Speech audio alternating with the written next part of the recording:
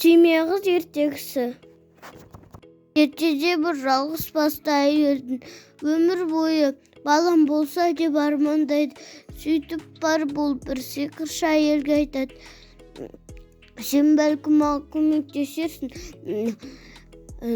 менің балам болса екен дейді. Ол әйелді аяп дән береді, тостаққа отырғыз дейді. Сол кезде ол отырғыза, сол сәтте қызғалдаққа ұқсайтын әдемі гүл өсіп шығады да көтеріле ашылады.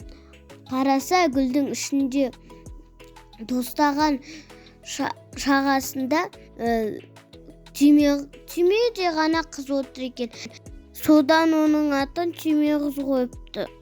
Ол жаңғақтың қабығын тазалап, оған жастық пен жамылғы жасап, оны ұйықтатады екен. Қойған табаққа гүлдің күлтесін қойса, Түймеғыз ары-бері жүзіп ойнайды екен. Бірде Түймеғыз ұйықтап жатқанда ашық тұрған терезеден құрбаққа кіріп кетеді. Терезеден келген құрбаққа Түймеғызды қолтығына қысып, бесігімен қосып, өзінің өзеніне алып кетеді. Бақаның анасы өзінің құрбақа баласына Түймеғызды үйлендіргісі келеді.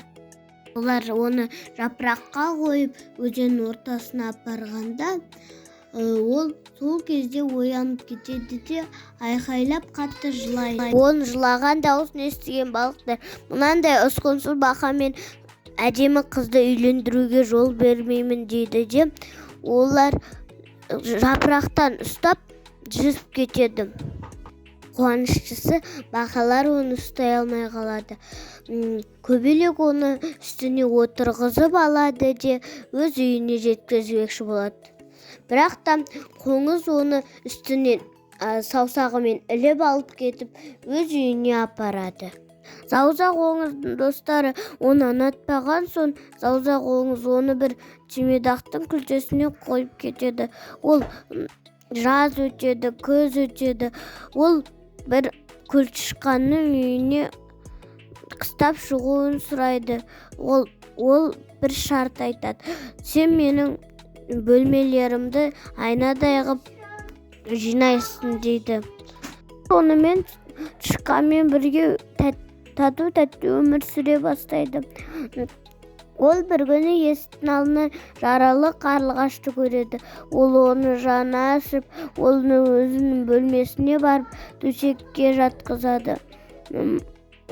Оның аузына су тамызып, оның денесін жылытады. Көктемде сауығып, өзі ұшады. Сен мұнда не істейсің? Одан да мен сені үнемі жаз болатын жерге апарайын дейді. Сөйтіп ол өзі сияқты кішкентай ханзаданы көреді. Оның есімі Эльф еді. Ол екеуі тату-тәтті үйленіп, тату-тәтті өмір сүреді. Сонымен Түймеғыз патшайым атанады.